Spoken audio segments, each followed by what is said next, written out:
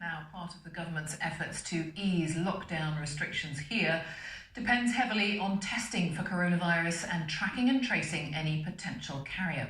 The government says it's set up the largest diagnostic testing industry in British history, testing more than 1.5 million people.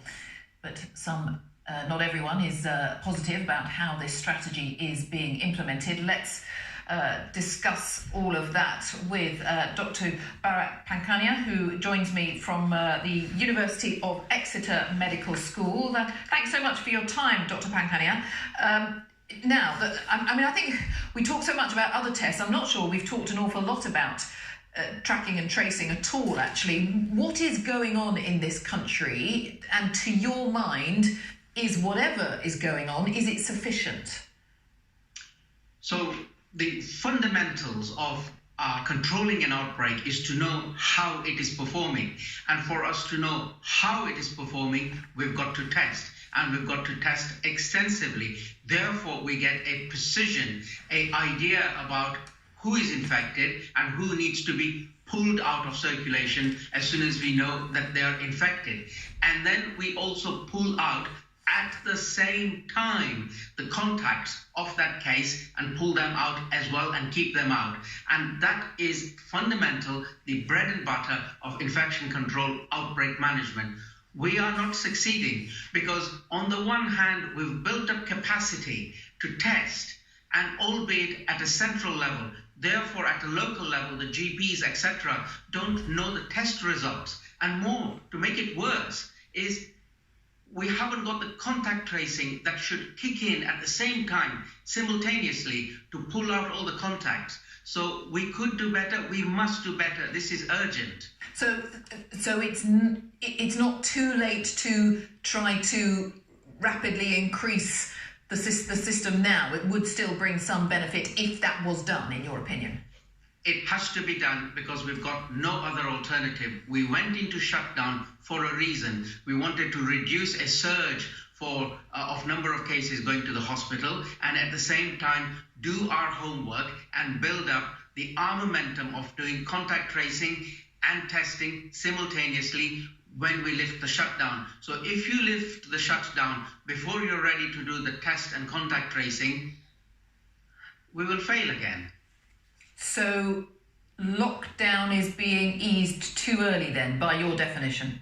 Absolutely, because number one, we've got too much background number of cases. So we have, on average, reports of 3,000 new cases per day, and that is of the people tested.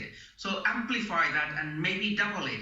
So we've got a lot of background number of cases in the community. And then when you lift the lockdown, those people will encounter the virus, get infected, bring it home, spread it around, and we haven't got the control mechanisms to stop it.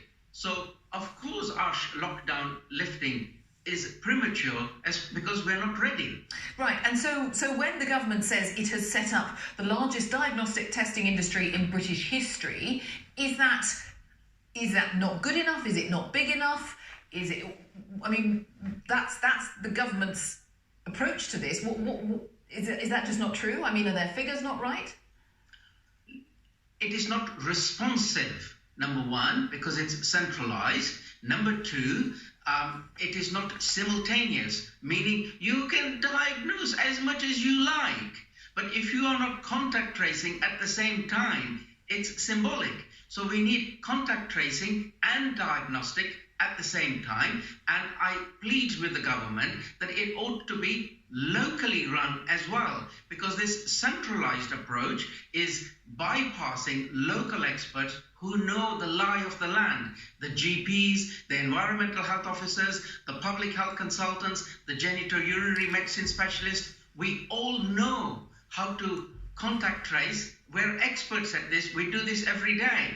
And going forward 6, 9, 10, 12, 1 year ahead, it will have to be done locally. So why are you not starting off locally from the beginning? And are there other countries that we could have looked at earlier on and said, that's where it's working, we should be doing what they're doing?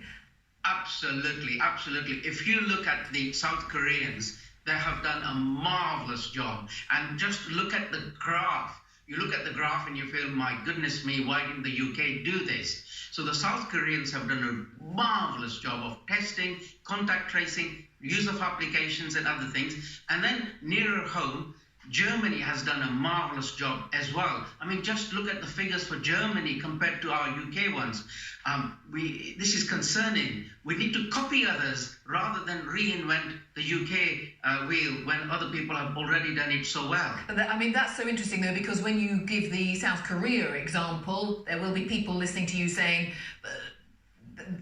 the UK has a very different approach, cultural attitude towards privacy, data protection and that sort of thing. So that is an issue, though, isn't it? We're not comparing like with like.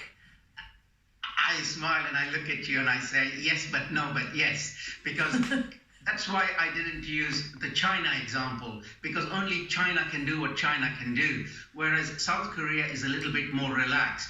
But at the same time, we have got an emergency. This is dire. This is really important. So whilst you may not be able to be as draconian as the South Koreans, what about the Germans? That is a similar culture to us, and they've done a marvelous job. A bit of Germany and a bit of emphasis from South Korea, we would be in a different place. Fascinating to hear your perspective. Thank you so much. I predict we will be speaking again, but for now, thank you very much indeed. Enjoy your weekend. Dr. Bharat Pankania, Senior Clinical Lecturer at the University of Exeter Medical School. Thank you.